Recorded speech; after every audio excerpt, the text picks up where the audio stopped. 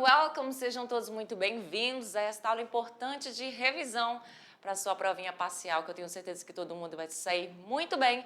Mas é interessante que você preste atenção nesses 4 conteúdos que vamos revisar, dos quais você vai fazer essa prova tranquilamente. Let's get started. Vamos começar. Coloca aqui para mim, por favor, diretor, a imagem da nossa aula 33.1 de revisão. E a gente vai ver esses assuntos aqui. Nós vamos falar sobre simple things, utilizando aí o simple present, onde a gente viu aí um tempo verbal muito fácil. Então, esse vai ser o tempo verbal que vai coincidir também com a zero conditional, da qual a gente também utiliza esse tempo verbal, que é o simple present. Então, essas duas aulas meio que utilizam o mesmo conhecimento.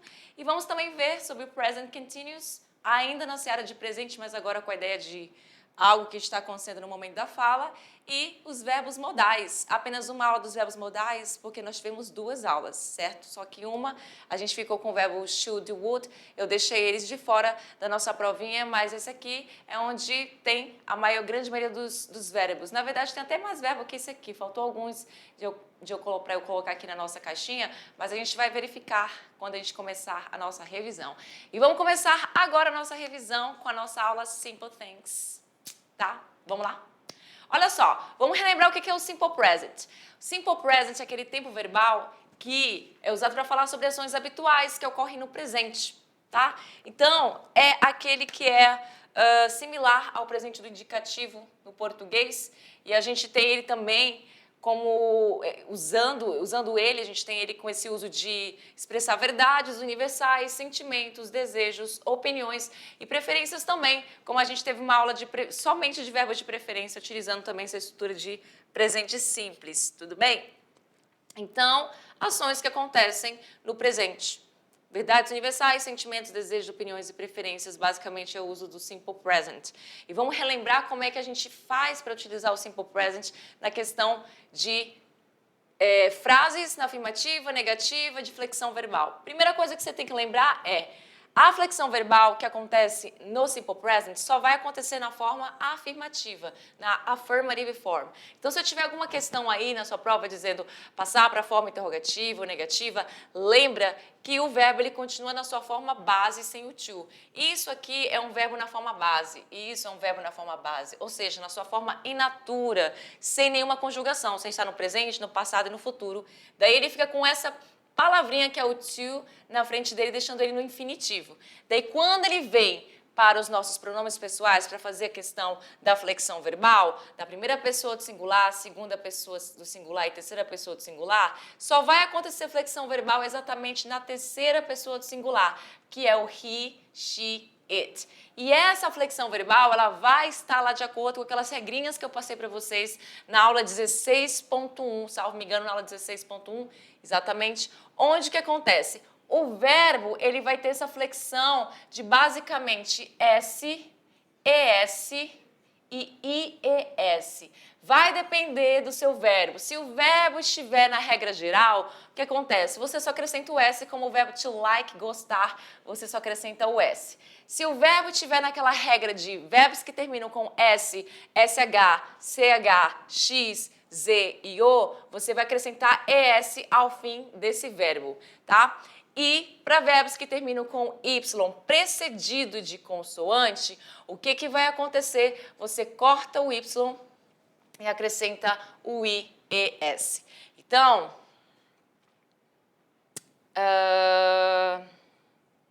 exatamente.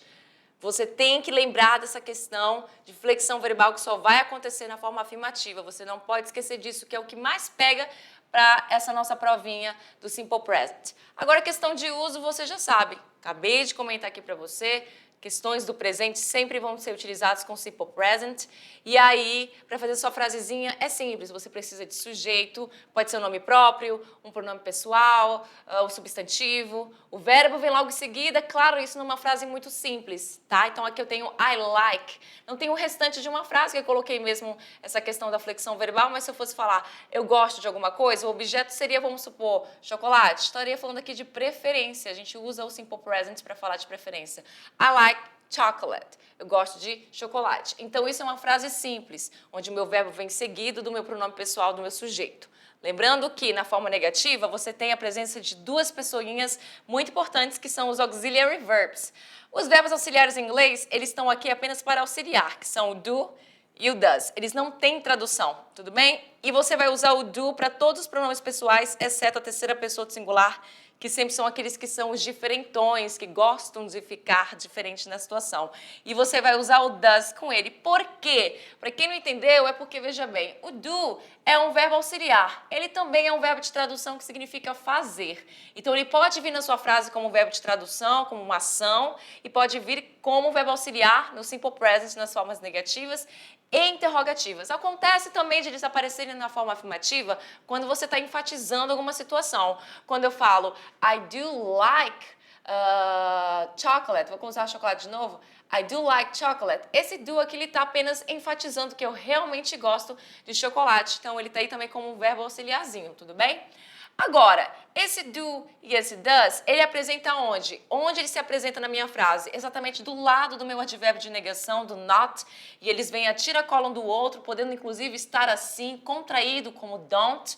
Does not também ele vem um do outro do lado, né? Tanto o auxiliar quanto o advérbio de negação. Ele também pode vir dessa forma aqui, contraído, como doesn't, e isso é muito, muito informal, isso já falei para vocês. E o verbo, ele sempre vem do lado dessa questão do auxiliar e da partícula negativa. Então, I do not like é a mesma coisa que I don't like, ou seja, eu não gosto. E aí você complementa a sua frase com alguma questão, pode ser um substantivo, um adjetivo, um advérbio, qualquer coisa que poderia completar a sua frase. Você basta saber qual é a posição de cada um lá na frase, tanto afirmativa e negativa. E agora na questão de interrogativa, aqui apareceu o doesn't para eu relembrar, porque esqueci que eu tinha colocado aí o doesn't, que é a mesma coisa que does not, doesn't, muito bem. E na interrogativa, o que acontece? Agora sim eu tenho umas frases aí para mostrar para vocês, mas antes vamos para a interrogativa, que fala o seguinte: quando a gente faz perguntas em inglês, aquelas perguntas de sim ou não e yes or no questions, o que acontece? Você precisa utilizar o auxiliar na frente para fazer perguntas. Porque se for uma pergunta mais elaborada, além do auxiliar, você vai precisar usar um pronome interrogativo. E aí você vai ter uma resposta muito mais abrangente. Nesse caso aqui, eu só coloquei perguntas com o auxiliar na frente, são perguntas de sim ou não. Quando eu falo, do you like? E aí eu coloco de novo aqui chocolate, do you like chocolate? A pessoa vai me responder com sim ou não. Aí entra aí a questão dos short answers que eu também ensinei para vocês. E short answers são aquelas perguntas, aliás, são aquelas respostas curtas, onde você responde com yes na afirmação, no na negativa, e aí, de acordo com a resposta, se a pergunta foi feita para você, você vai responder com I, e logo em seguida vai vir aí, no caso, essa questão, virá, no caso, essa questão do auxiliar. Se for eu, vai ser I do, se for she, por exemplo, no, she doesn't, no, she doesn't. Esses são os short answers que eu já tinha comentado com vocês, eu não trouxe eles aqui, mas eu comentei bastante, inclusive todos os tempos verbais que a gente está vendo, a gente praticamente está vendo essa questão dos short answers, que são muito comuns no inglês. Então, do I like, do you like, posição do auxiliar sempre na frente do sujeito, tá? Ele sempre passa para frente do sujeito e o verbo ele permanece na sua forma base até mesmo na terceira pessoa do singular, o que acontece aqui também na negativa, na terceira pessoa do singular, mas não acontece isso na terceira pessoa do singular em forma afirmativa, onde o verbo ele sofre uma flexão verbal. Não se esqueça, flexão verbal somente na forma afirmativa com a terceira pessoa do singular, ele e ela, e o it usado para objetos animais. Temos aqui Luna teaches piano on Friday. Luna teaches piano on Friday. Temos uma frase na afirmativa onde eu falo de sujeito, verbo que conjugado na terceira pessoa do singular, aquele verbo lá que faz parte da regra do CH, verbos que terminam com CH. O que acontece com esse verbo na terceira pessoa do singular? Você acrescenta ES ao fim dele, esse sufixo da sua flexão verbal, fazendo com que o verbo esteja conjugado corretamente. Então, Luna teaches piano on Friday, ou seja, ela ensina piano na sexta-feira. É uma questão que de quê? De ocorrência do dia a dia. Então, ela tem esse tipo de frequência de ensinar piano na sexta-feira, então essa frase é feita usando o simple present. I don't wake up early every day. Eu não acordo cedo todo dia. Então, também fala de frequência aqui. Todo dia, uma frequência, você também utiliza essa frase falando aí do present, do simple present, e aqui está na negativa com don't, que é a mesma coisa que do not, I do not wake up. E o meu verbo wake, que na verdade tem a junção do up aqui, formando um phrasal verb, esse wake ele vem na sua forma natural, sem alterar nada, porque é uma frase negativa. A mesma coisa aqui, do you work at mediação tecnológica? Você trabalha na mediação tecnológica? Eu tenho essa frase também com o meu verbo work, sem nenhuma alteração, já que é uma pergunta, e o auxiliar passa para frente. Do you work at mediação tecnológica? Muito bem, essa foi a aula do Simple Present. Vamos relembrar a aula da Zero Conditional que vai usar a mesma questão aí do Simple Present. A diferença é que aqui a gente vai usar uma outra situação, porque como a gente está falando de condição, você vai precisar utilizar a conjunção se, que é formado por essa palavrinha aqui, if. Então, todas as condicionais em inglês vai estar sendo apresentada, aliás, apresentada, estou com um gerudismo muito doido hoje, com essa palavrinha aqui chamada if. Claro, você tem outras palavras que você poderia substituir o if também, como a palavra when, que é quando, principalmente aqui na Zero Conditional você pode substituir o if por when, dependendo do que você quer falar, when significa quando. Nós temos também o unless, dentre outras, mas a principal utilizada é o if, que significa se. Por quê? A Zero Conditional é formado por duas frases. E aí você tem a primeira, que é a if clause, que é formada pelo if, que é o quê? A frase com a condição, se algo acontecer, outra coisa vai acontecer. E a frase com a consequência, o resultado, ela geralmente é separada por uma vírgula quando a condição vem em primeiro lugar. Existe essa vírgula para separar a condição do resultado. Olha essa frase aqui. Se você fala português, aliás, se você falar com Paulo, if you speak to Paulo, he gets annoyed. Ele fica chateado. Então, é o resultado de você ir lá falar com Paulo. E isso é uma questão para fins de escrita. Agora, quando você tem o resultado primeiro, a condição primeiro, e logo em seguida, o resultado primeiro é a consequência, e logo em seguida a condição, aí você não precisa separar por uma vírgula, tá? Eu posso muito bem falar essa frase. He gets annoyed, ele fica chateado, if you speak to Paulo. Se você falar com Paulo, eu posso trocar a ordem sem alterar nada, porém a minha vírgula já não vem nessa história. E aí, o que acontece? Todas essas duas frases, elas são formadas pelo Simple Present. Existem aí algumas conditional sentences que são usadas com outros pronomes, com outros tempos verbais, dos quais a gente ainda vai ver ainda a primeira condicional, ainda nessa terceira unidade. A gente já está falando da segunda unidade aqui, que vocês vão fazer a prova. Aí a gente ainda vai também falar da segunda condicional, que eu acho que também vai ser ainda no segundo ano, ou no primeiro ano. Só no segundo a gente vai ver a terceira. Então são formados aí por tempos verbais diferentes, exceto a Zero Conditional, que é somente a questão do Simple Present. Então você tem aqui, you speak to Paulo. Questão, o que tem aqui? Nós temos o Simple Present. Olha o verbo speak na sua forma in natura, sem alterar nada numa frase afirmativa. Não tem nenhuma conjugação aqui, porque na segunda pessoa do singular ou segunda pessoa do plural, porque o you também é você ou vocês, o verbo vem na sua forma base. Isso é a forma base, ele vem na forma base sem o to. Portanto, olha só, esse verbo é assim, to speak, falar. Então, ele vem para cá, passa para cá, sem o to, porque esse to não vem, ele só vem quando o verbo estiver realmente no infinitivo. Chega aqui na minha segunda frase com a consequência e o resultado, eu tenho terceira pessoa do singular como sujeito, porque você precisa de um sujeito, né? Logo na segunda frase, porque é uma outra frase que está ligando a outra. Então, ó, a condição e a frase com o resultado. E aí eu tenho o he agora. Desta vez o meu verbo ele vai ficar com uma flexão verbal, já que é a terceira pessoa do singular. Então, to get, que é o verbo obter na sua mais simples tradução, ele fica para lá, gets. Então, não vem esse to, e o verbo ele vai dar uma alteradinha lá no final dele, daquela regra geral, onde eu só acrescento o S ao fim do verbo. Tudo bem? Então, Zero Conditional é isso. Falar de o quê? De uma condição e de um resultado e consequência que vem logo depois, ou até pode vir antes da condição, dependendo da forma que você for falar. E todas essas duas frases, essa aqui é uma frase, e essa aqui é outra frase, com sujeitos diferentes, com verbos diferentes, tá? Com situações diferentes, todas elas são utilizadas no Simple Present. Não se esqueça disso. Vamos lá para a aula do present, aliás, do present continuous, que é a questão do contínuo ou progressivo. Para lembrar o present continuous, você tem que lembrar aí daquela questão lá da primeira unidade, que é o verbo to be. Então, no present continuous, você só vai utilizar o verbo to be lá no presente. Quais são eles? Am, is, are. São esses 3 verbos. Cada um desses verbos tem posição específica nos pronomes pessoais. Exceto is, que vai ficar com a terceira pessoa do singular. E exceto am, que vai ficar aí com a primeira pessoa do singular.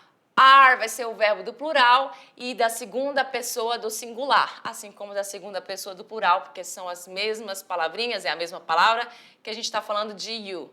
Então, você vai utilizar o verbo to be no present continuous porque você vai ter logo depois disso um verbo que é a ação principal, e essa ação ela vem aí com aquele sufixo de ing, o ing que no inglês aqui tem essa ideia de ando, indo. Nesta questão aqui do present continuous, eu falei para vocês em uma boa parte das nossas aulas que esse NG aí, ele tem vários significados em inglês. A gente teve até uma aula de preferências onde eu explicava uma questão diferente do uso dele. Só que aqui, em tempos contínuos, em questão de tempo verbal, ele vai ter essa tradução de ando, indo. Então, numa frase com present continuous, onde você tem o sujeito, o verbo to be, a ação principal junto com o ing, e aqui uma expressão de tempo, você tem aí, you are leaving now, você está indo embora agora. E o present continuous é isso, para falar de situações que estão acontecendo no momento da fala, estão em andamento aqui no presente. E também para indicar futuro. A gente teve uma aula sobre o present continuous para indicar futuro, da qual eu não trouxe aqui para a nossa revisão. Então, a gente só vai focar nessa questão de questões que acontecem no momento da fala, que estão em andamento no momento da fala. Também falei para vocês sobre a regra do ing. Não é somente colocar o ing lá no final do verbo, você tem que lembrar quais são as regras. Verbos que terminam com e, por exemplo, você tem que cortar o e para poder acrescentar ing. Verbos que terminam com y, por exemplo, esse de consoante, desta vez você não vai fazer nada, só acrescenta o ing. Verbos que terminam com ie, você vai ter que cortar o i e o e, acrescentar o y no lugar deles, como o verbo lie, que é mentir, e depois acrescentar ing, vai ficando mentindo.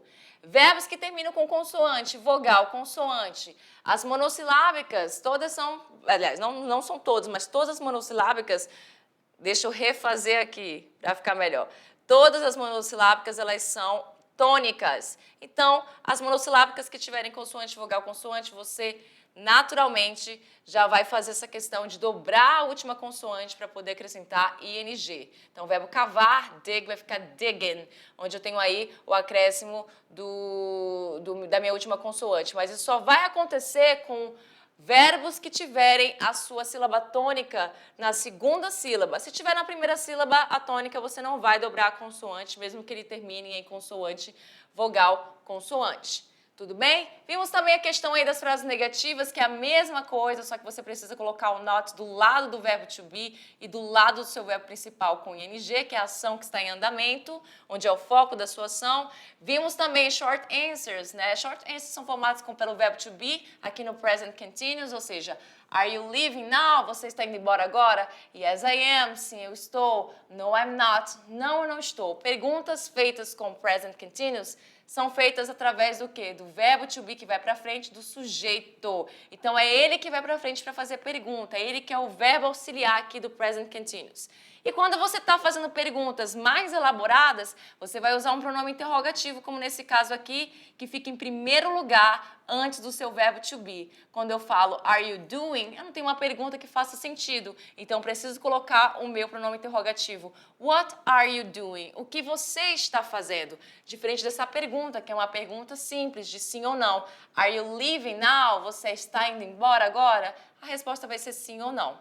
Certo? Então, what are you doing? O que você está fazendo? Resposta vai ser I am, she is, you are walking, eating a sandwich. Ou seja, I am walking, eu estou andando. She is walking, ela está andando.